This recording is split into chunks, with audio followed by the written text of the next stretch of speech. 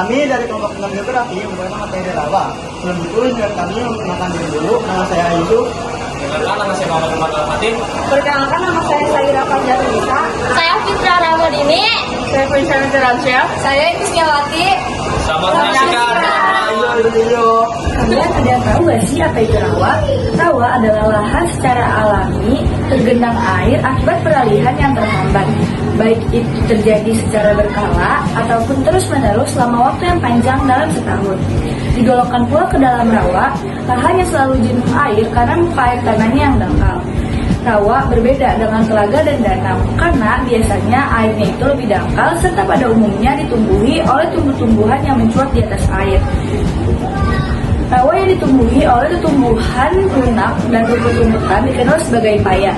Rawa dapat digolongkan sebagai wilayah atau mintakat peralihan karena baik unsur tanah maupun airnya berperan penting dalam pembentukan ekosistem ini. Paya ditemukan di seluruh dunia dan bervariasi ukurannya, mulai dari kecil hingga yang sangat luas. Airnya juga bervariasi, ada air asin, air tawar, dan air paya. Aku akan menjelaskan proses terbentuknya rawa. Yang pertama, adanya cekungan di permukaan tanah. Rawa sering terbentuk di daerah rendah atau daerah yang memiliki cekungan. Air sungai, air hujan, atau air laut yang memasuki ke daerah tersebut akan sulit keluar karena drainasenya sangat buruk. Yang kedua, air yang menggenang secara terus-menerus. Air yang menggenang dengan waktu yang sangat lama itu dikarenakan karena aliran air yang lambat, tanah yang sulit menyerap, atau saluran air yang terhambat. Akibatnya membuat tanah menjadi basah dan berlumpur. Yang ketiga, tumbuhan mulai menumbuh di sekitaran rawa. Daerah yang basah biasanya seringkali ditumbuhi oleh tumbuhan-tumbuhan seperti semak air, eceng gondok, atau lumut. Lalu, tumbuhan-tumbuhan yang sudah mati akan menumpuk di dasar rawa. Yang keempat, terjadinya tanah gambut atau lumpur. Tumbuhan-tumbuhan yang sudah membusuk atau mati di dasar rawa akan tercampur dengan lumpur dan menghasilkan tanah gambut, di mana tanah gambut tersebut memiliki ciri-ciri seperti warna yang gelap, lembek, dan kaya bahan organik. Yang kelima, rawa menjadi ekosistem tetap. Setelah berlangsung lamanya terbentuknya rawa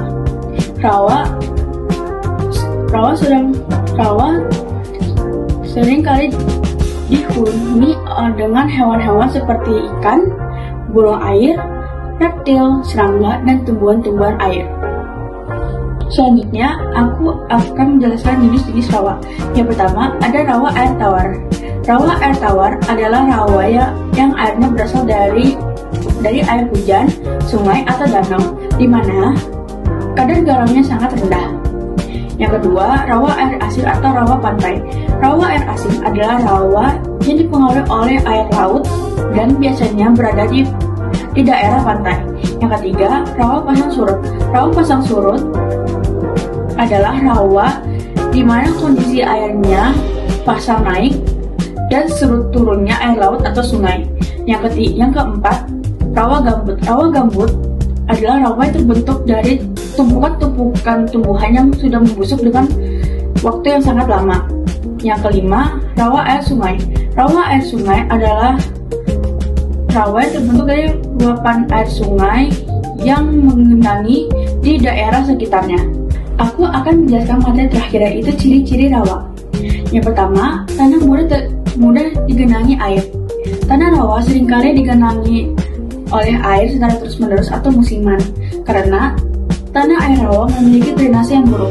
Yang kedua, tanah lumpur atau gambut. Umumnya tanah air rawa itu bersifat berlumpur, lembek, dan kaya bahan organik dari sisa-sisa tumbuhan yang membusuk. Yang ketiga, drainase buruk. Rawa memiliki drainase buruk karena rawa terbentuk di daerah rendah atau datar atau daerah yang memiliki cekungan sehingga air mudah mengendap. Yang keempat, mudah ditumbuhi oleh tumbuhan air. Air rawa biasanya sering ditumbuhi oleh tumbuhan yang tahan kondisi basah, seperti eceng gondok, lumut, dan rumput rawa. Yang kelima, kelembapan yang tinggi. Daerah rawa memiliki kelembapan yang tinggi dan terasa panas karena banyaknya air dan tanah yang berlumpur. Yang keenam, menjadi habitat hewan. Air rawa menjadi habitat hewan-hewan seperti burung air, reptil, serangga, dan ikan. Yang ketujuh, air yang berwarna keruh atau gelap. Air rawa umumnya berwarna keruh, kecoklatan, atau kehitaman karena airnya tercampur air lumpur dan tumbuhan-tumbuhan yang sudah membusuk. Manfaat dan upaya konservasi rawa. Rawa punya banyak manfaat bagi lingkungan. Yang pertama, rawa bisa menjaga keseimbangan air. Rawa menyerap air saat hujan dan mengeluarkannya saat kemarau, jadi bisa mencegah banjir dan kekeringan. Yang kedua, rawa menjadi habitat bagi berbagai makhluk hidup seperti ikan, burung, dan tumbuhan air. Selain itu, rawa juga berfungsi sebagai penyaring air alami yang membantu membersihkan air dari kotoran. Rawa juga menjadi sumber mata pencaharian bagi masyarakat, misalnya dengan mencari ikan. Dan yang terakhir, rawa berperan dalam menyimpan karbon sehingga membantu mengurangi pemanasan global. Upaya konservasi rawa. Untuk menjaga rawa tetap lestari, ada beberapa upaya yang bisa dilakukan. Pertama, tidak membuang sampah sembarangan agar ekosistem rawa tidak rusak. Kedua, mengurangi penebangan liar karena tumbuhan rawa sangat penting bagi lingkungan. Ketiga, melakukan penanaman kembali atau rehabilitasi daerah rawa yang rusak. Keempat, mengurangi pencemaran air dari limbah rumah tangga maupun pabrik agar kualitas air rawa tetap terjaga. Kelima, tidak melakukan pembakaran lahan rawa karena dapat menyebabkan habitat hewan rusak dan menyebabkan polusi udara. Selain itu, kita juga harus melindungi hewan-hewan yang hidup di rawa agar tidak punah. Dan tidak kalah penting, meningkatkan kesadaran masyarakat dan menjaga lingkungan rawa agar tetap bersih dan lestari untuk generasi mendatang. Di sini saya akan menjelaskan persebaran rawa di Indonesia dan pemetaannya. Jadi persebaran rawa Indonesia ini sangat luas, dengan luas sekitar 33 juta hektar hingga 40 juta hektar dengan terkonsentrasi pada daerah pesisir. Bisa dilihat dari peta ini, persebaran rawa Indonesia ini terbagi menjadi dua, yaitu rawa non gambut sekitar 60% dengan luas 18 juta hektar hingga 25 juta hektar, dan rawa gambut sekitar 40% dengan luas 13 hingga 20 juta hektar. Jadi persebarannya itu ada di Pulau Sumatera. Di Pulau Sumatera, rawa ada sekitar 10 hingga 12 juta hektar. Di Pulau Kalimantan, rawa tersebar sekitar 12 hingga 15 juta hektar. Di Pulau Papua, rawa tersebar sekitar 8 hingga 10 juta hektar, dan di Pulau Sumatera rawa tersebar sekitar 10 juta hektar, dan di Pulau Jawa 10 juta hektar. Jadi kesimpulannya adalah daerah rawa Indonesia ini sangat luas, dan Indonesia adalah salah satu negara yang memiliki rawa paling luas di dunia. Oke teman-teman, kali ini saya akan menjelaskan fun fact mengenai rawa. Sebelumnya, kalian tahu gak sih fun fact-nya apa saja? Tidak. Oke, kali ini biar saya kasih paham aja deh. Yang pertama, fun fact-nya adalah rawa sebagai penyimpan karbon alami. Rawa, khususnya rawa gambut, merupakan penyimpan karbon yang sangat efisien dibandingkan hutan lain. Tumbuhan yang mati di rawa tidak langsung terurai secara sempurna karena kondisi tanah yang basah dan minim oksigen. Akibatnya, sisa-sisa tumbuhan menumpuk selama ribuan tahun dan mengakibatkan gambut yang kaya akan karbon. Dan fun fact yang kedua adalah rawa gambut sangat efisien terhadap meminimalisir pemanasan global karena rawa gambut itu kan menyerap banyak karbon. Jadi ketika rawa tersebut terbakar, otomatis uap-uap karbon di dunia akan meluap sehingga gas efek rumah kaca akan ditimbulkan. Yang ketiga, habitat hewan unik dan langka. Jadi guys, rawa itu merupakan habitat hewan unik dan langka dari ekosistem lain.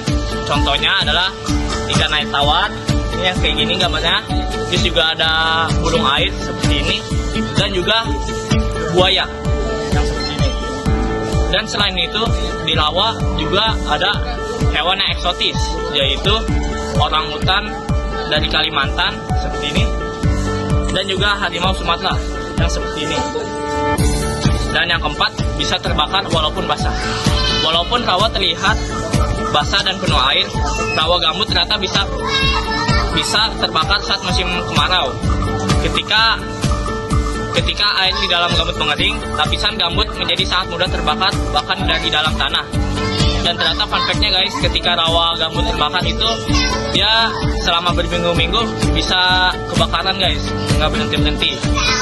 Dan yang kelima adalah Indonesia memiliki rawa gambut terbesar.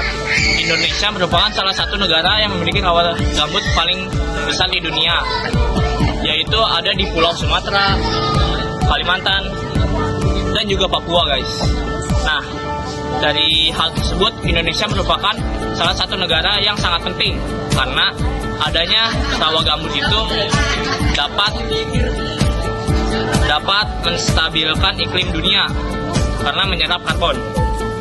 Dan yang keenam adalah ekosistem yang paling terancam. Ternyata selama ini rawa gambut adalah ekosistem yang paling terancam guys. Bahkan dibandingkan dengan hutan biasa, rawa memiliki tingkat 3 kali lipat lebih terancam dibandingkan hutan. Faktor yang disebabkannya adalah pembukaan lahan, pembangunan, pertanian secara besar-besaran, dan juga penebangan secara liar guys. Dan yang ketujuh atau yang terakhir adalah banyak lahan basah telah hilang. Dari data yang sudah dikumpulkan, selama 50 tahun terakhir, sebanyak 35% lahan basah di dunia telah hilang. Penyebab utamanya adalah pembangunan kota, alih fungsi lahan, serta pencemaran lingkungan. Mungkin sekian dari saya, terima kasih dan mohon maaf atas salah kata. Lembaga Pengguna Data Rawa atau Pengelola dan Pelaksana. Lembaga-lembaga ini menggunakan data di atas untuk perencanaan dan operasional. Kementerian Pertanian atau Dinas Pertanian Daerah pengguna utama untuk kegiatan optimasi lahan atau OPLAH dan peningkatan indeks pertanian di lahan rawa. Bapeda atau Badan Pembangunan Daerah menggunakan data untuk perencanaan tata ruang dan pembangunan. BNPB atau Badan Nasional Penanggulangan Bencana menggunakan data rawa untuk mitigasi bencana banjir dan kebakaran lahan. Dewan SDA Nasional atau Dewan Sumber Daya Air menggunakan data untuk rekomendasi kebijakan pengelolaan rawa berkelanjutan. Lembaga penunjung agribisnis dan kelompok tani menggunakan data untuk kegiatan on-farm dan pemasaran hasil rawa.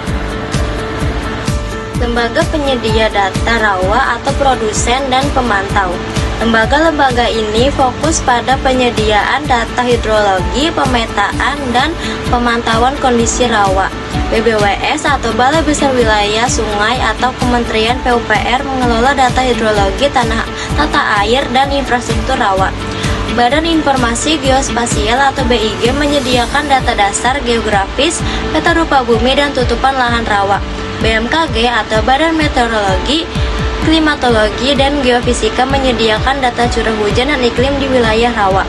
Puslitbang SDA atau Pusat Penelitian dan Pengembangan Sumber Daya Air atau Kementerian PUPR melakukan riset dan menyediakan data teknis pengelolaan rawa. Balai Pengelolaan Daerah Aliran Sungai atau BPDAS Kementerian LHK menyediakan data terkait fungsi DAS dan konservasi rawa. Pusidosal atau Pusat Hidrografi dan